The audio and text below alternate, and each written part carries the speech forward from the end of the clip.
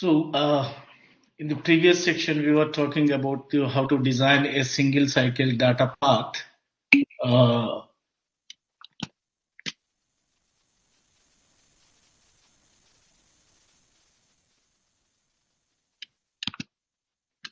Thank you. So, we designed a single cycle data path by grouping instructions into classes, decomposing each instruction class into constituent operations, and deriving data path component for each instruction class that implemented these operations. It may be your arithmetic operation, your memory operations, or your branch operations.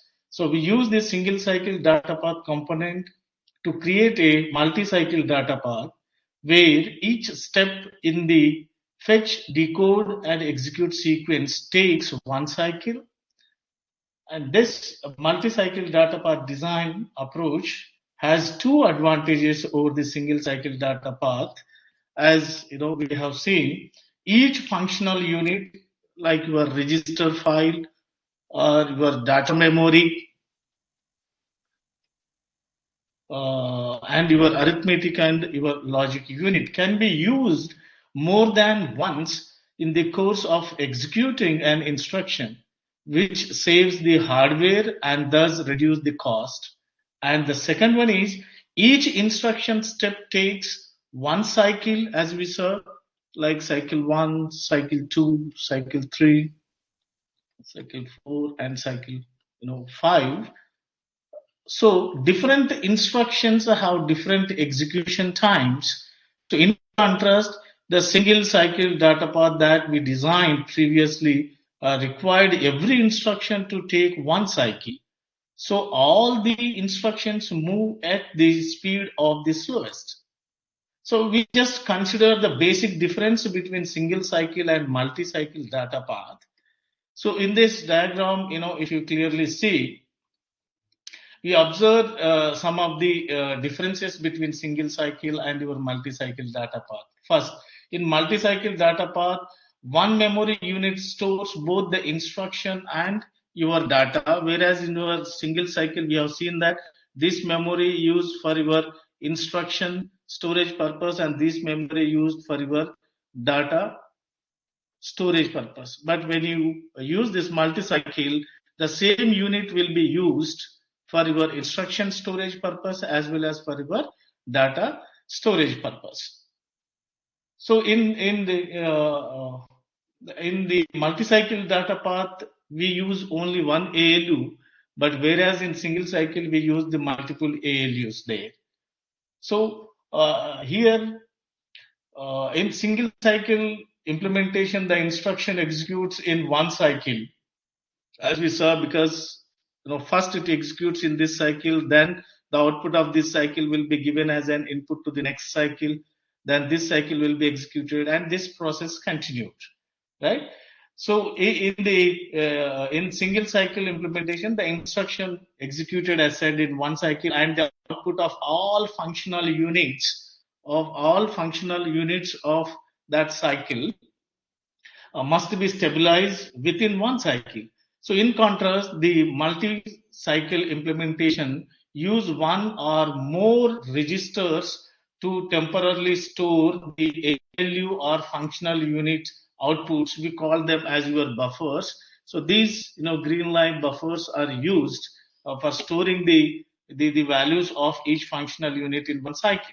So this buffering action stores a value in a temporary register until it is needed or used in a sequent clock cycle.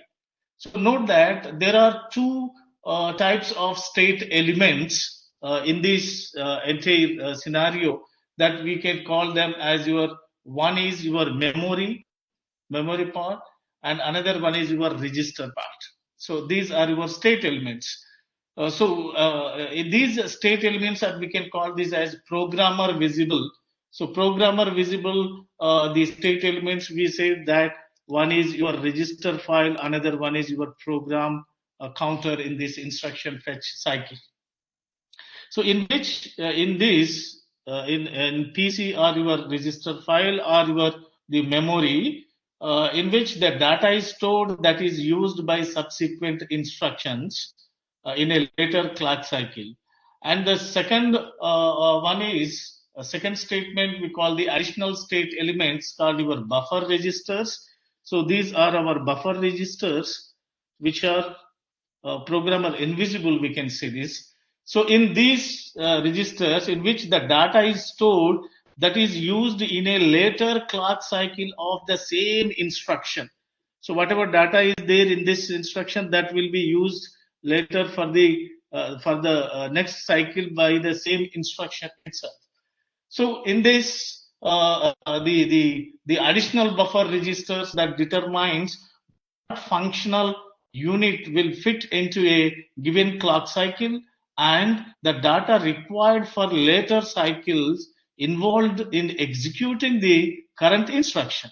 So in the simple implementation presented here in this diagram, we just assume that we assume for the purpose of that each clock cycle can accommodate one and only one of the operations, like your ALU operation, your ALU operation, or your the second one is the memory access,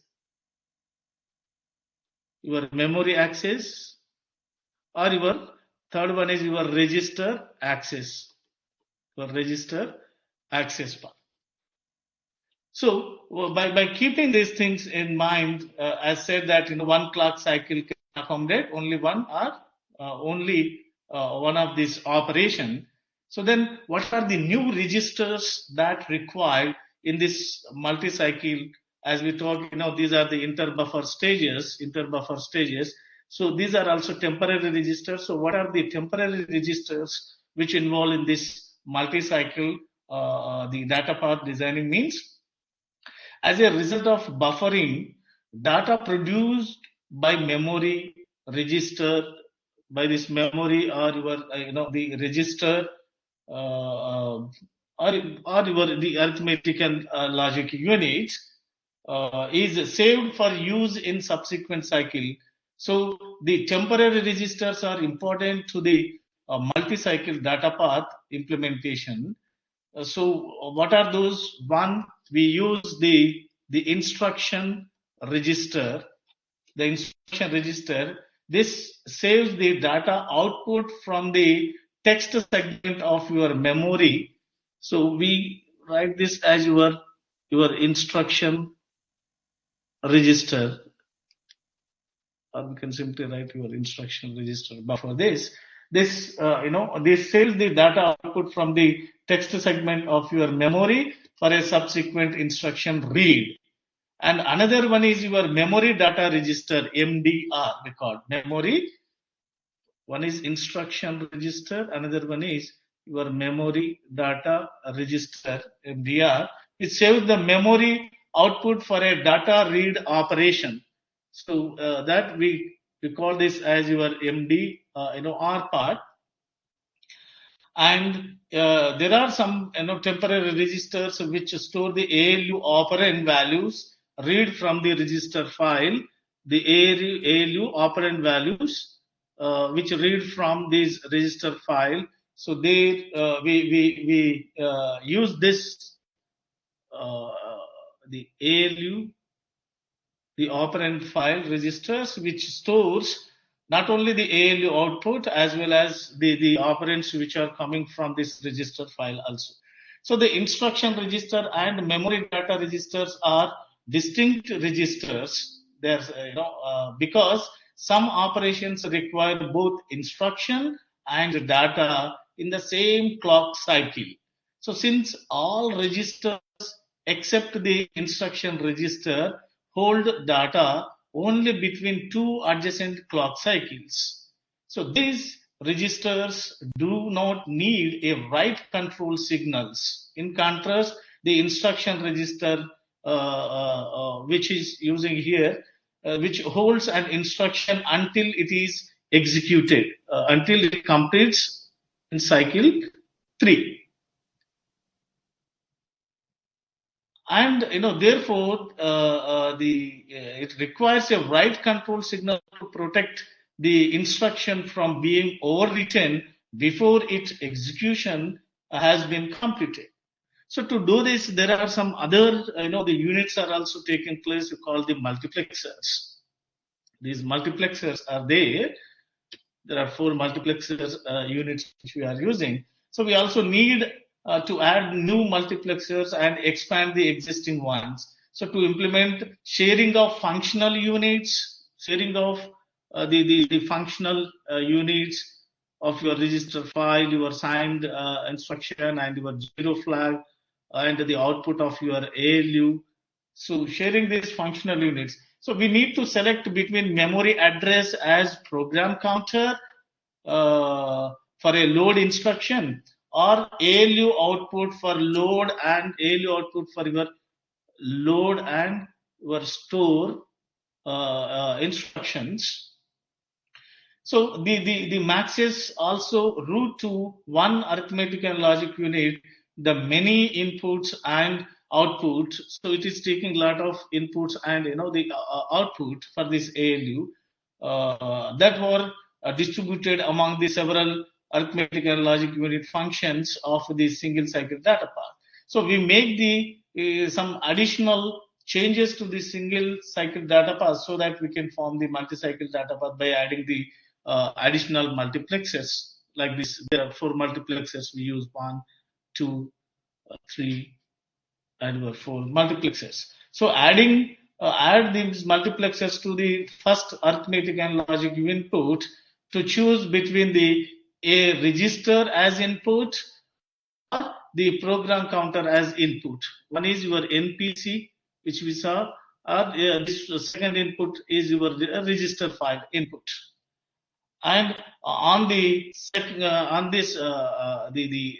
input for this arithmetic and logic unit, the input is selected by a 4-way multiplexer, that is 2 control bits. So the 2 additional inputs to the max is, one is from the immediate value and another one is from your the register value for your second operand part. Right? So the 2 additional inputs to this max array are the immediate value and the signed the extend offset. To control all these units, you need some control signals. So there are many control signals in the data path that control various multiplexers and the read and write operations to the register file as the memory. So in multi-cycle, since it uses multiple cycles per instruction, it will require different control signals than the single cycle data path. So one, we can find the control signals which comes from your instruction decoding phase, as we saw in our previous examples also.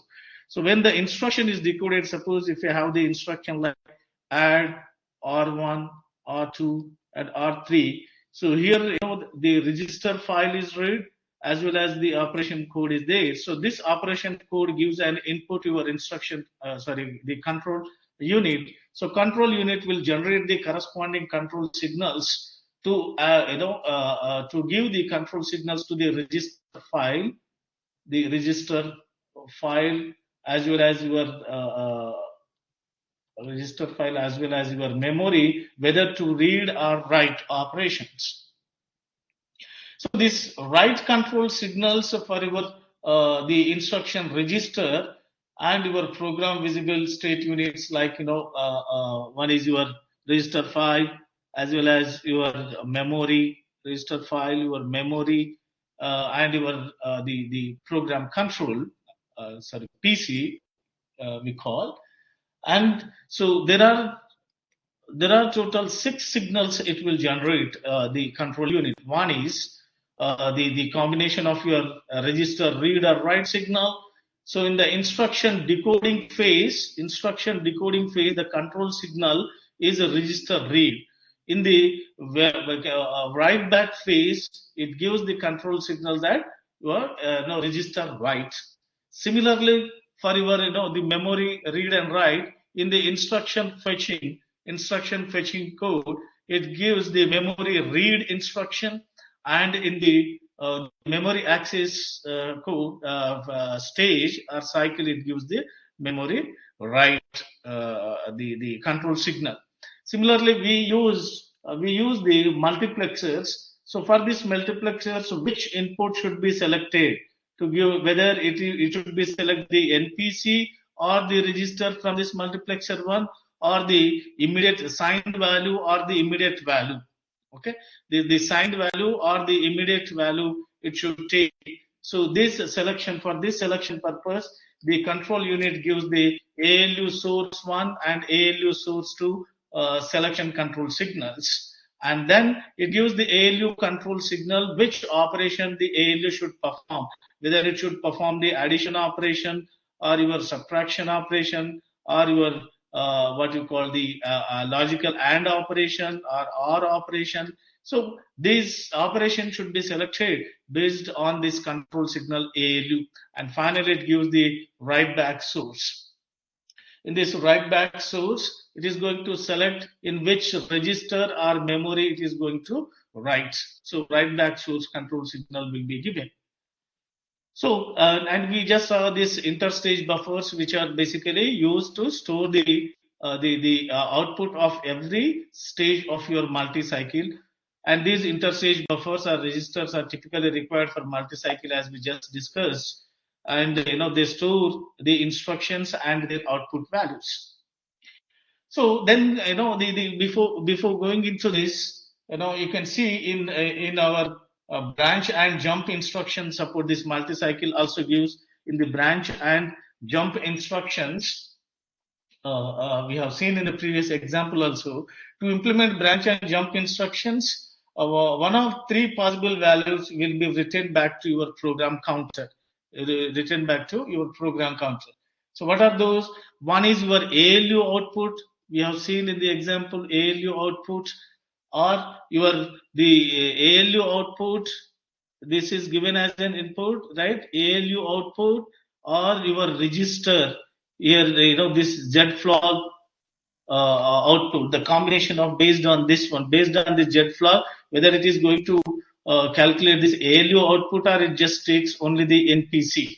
It takes only the NPC that is going to control so this branch and jump instruction control based on the special unit we call the Z buffer unit.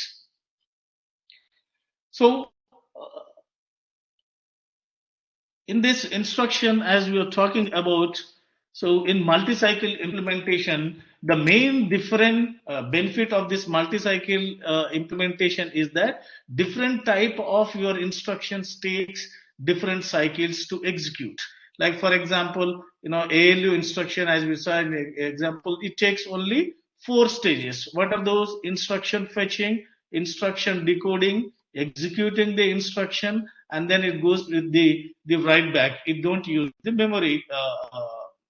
It don't use the memory access. Whereas in memory load, it takes 5 stages. So 5 cycles are there. Okay.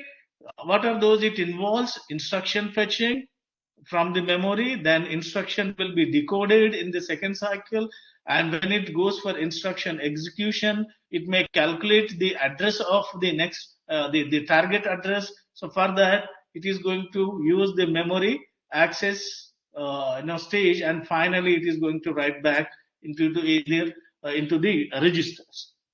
Whereas in memory store, again it use only the 4 the cycles. For your branch instruction, if you see in the example in the previous slide also, we have checked that it used the instruction fetching, then instruction decoding, then register fetching will be happen. In the register fetching, we have seen the cycle that first it calculates the effective address,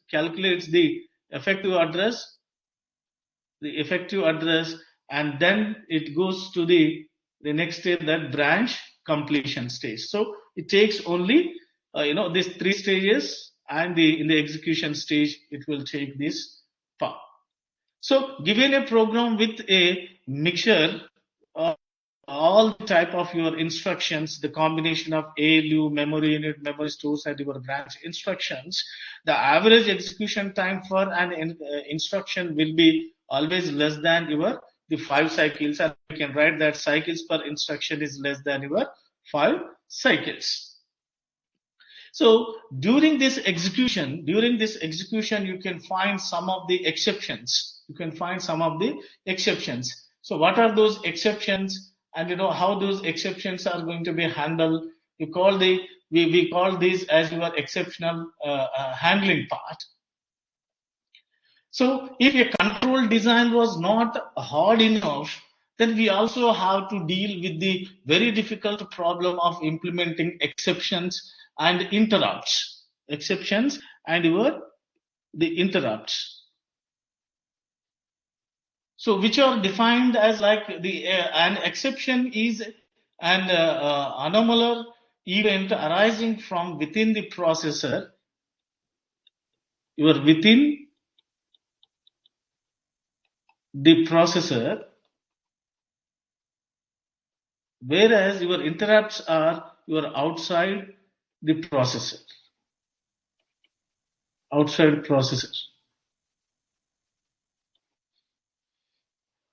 So this the interrupt is an event that causes an unexpected changes in control flow. That interrupts are assumed to originate outside the processor, for example, input-output request.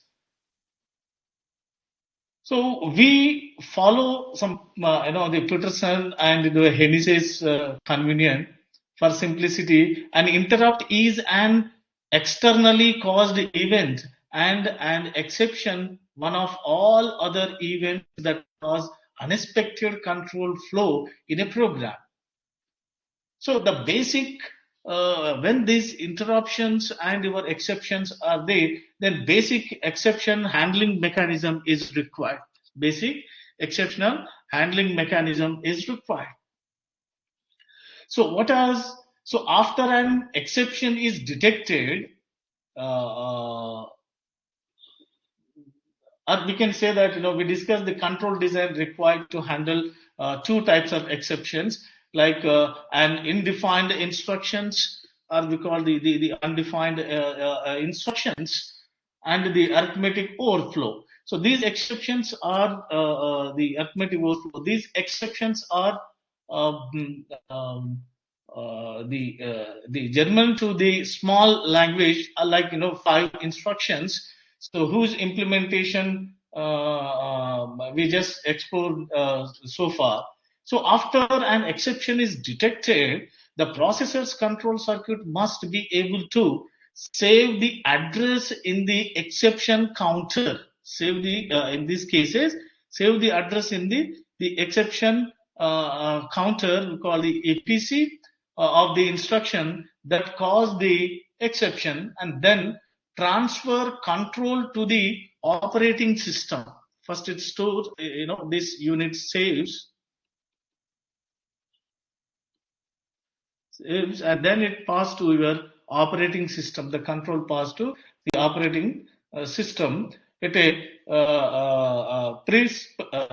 pre-specified address. So the second step typically invokes an exception handler, which is a routine that either helps the program recover from the exception or issues an error message, then attempts to terminate the program in an orderly fashion. So if program execution is to execute, often the exception is detected and handled, then the EPC register, the EPC register or exception counter, we say, register which helps determine way to restart the program. So for the operating system to handle the exception, one of two techniques are employed from this to handle this exceptional. One is the machine can have cause and EPC registers which contains codes that respectively represent the cause of the exception and the address of the exception causing instruction. So which holds the address which instruction is causing the exception. And the second method use the vectored interrupting. Or we say vectored interrupts.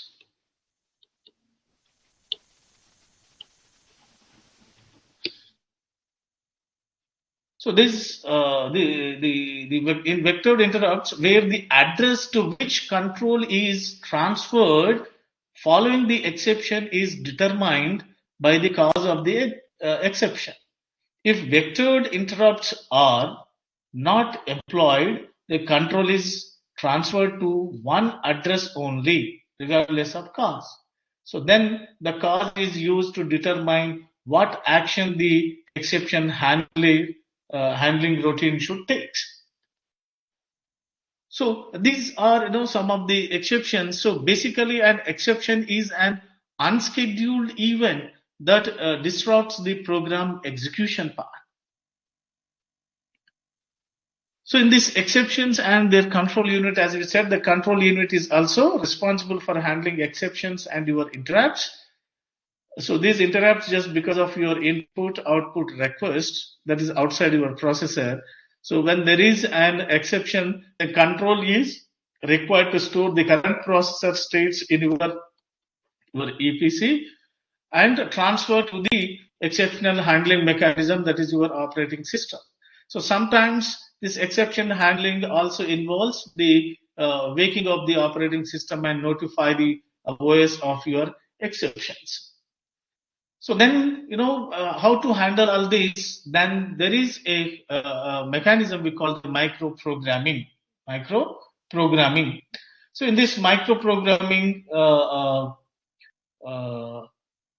while it is possible to develop a convenient technique of control system design and programming by using abstraction from programming language practice. So this technique we call the microprogramming and helps make control design more tractable and also helps improve correctness if good software engineering practice is followed. By using very low level instruction, we call the micro instructions. The instructions we also call your microprogramming that set the value of your data path control signals. One can write the microprograms that implement a processor's control system. So to do this, one specific part for this microprogrammable controller, we say that the micro instruction format it follows. One is your micro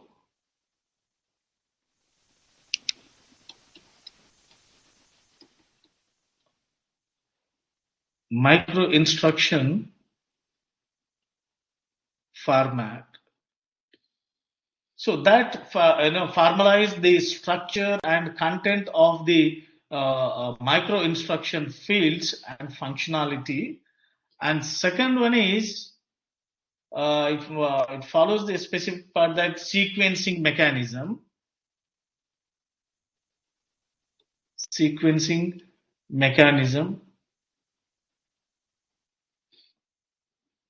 And third, it follows the exceptional handling, which we just saw.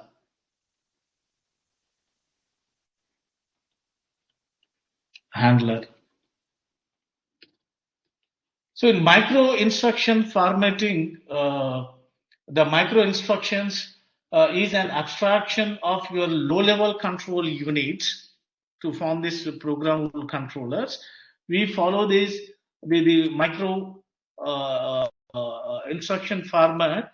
It follows the abstraction of your low-level control that is used to program control logic hardware. So the micro instruction format should be simple and should discourage or prohibit inconsistency.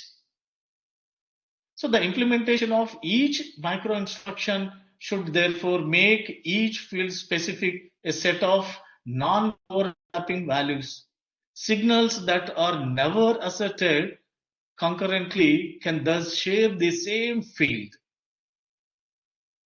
So, let us realize some the field names as we saw in previous example also. Suppose the field name should be very specific. Let us see the field name. So in field name, you can find that ALU control. It is very specific. The operations performed by the arithmetic and logic unit during this clock cycle, the result returned to ALU output only. Suppose if you have the specific name for microprogramming, micro instruction like the source one and your source two, the field names. So the source one for the first ALU operand and source two for the second ALU operand. If you have the register control,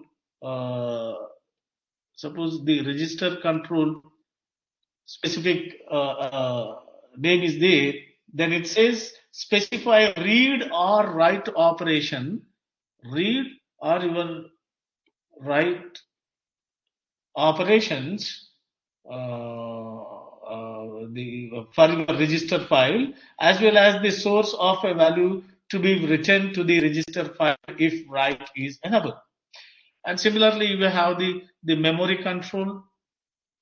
The memory control, it specifies again same the read and write operation and the source for a write. So for a read, it specifies the destination register. So these are some micro instruction format. By following this, we can say that it is called a micro programming. So the modern processors are too complex to use the hardware design. So we have just seen in previous examples. So the last hardware Intel processor was your Pentium 4. So therefore, the main components in these processors, especially control, are actually implemented as a programmable controller. So essentially, all kinds of logic gates which we used, like AND gate, OR gate, exclusive OR gate, and NOT gates, that can be connected in various ways based on the user needs. So these computer architects, they can write this high-level code to program these microcontrollers to dictate how processor operates. That we call your programmable controller. Also allows the fixing processor bugs after the processors.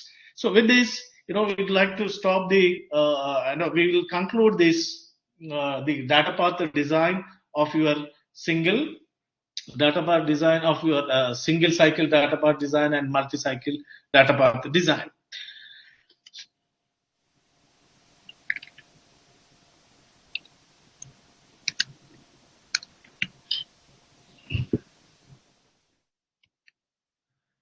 So the next, we are going to talk about